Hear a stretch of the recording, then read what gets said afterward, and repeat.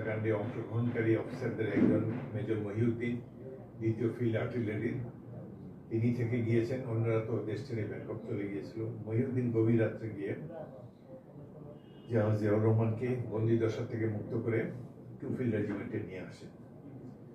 এরপর জিয়া তার সমমনা অফিসারদেরকে ডেকে নিয়ে সেনাবাহিনীতে যত বিদ্রোহ হচ্ছিল সেগুলোকে প্রশমিত করার চেষ্টা করেন এবং এই বিশৃঙ্খল পরিবেশ থেকে সেনাবাহিনীকে ঐক্যবদ্ধ করার জন্য জিয়াউর রহমান ছাড়া দ্বিতীয় কোনো ব্যক্তি ছিলেন না।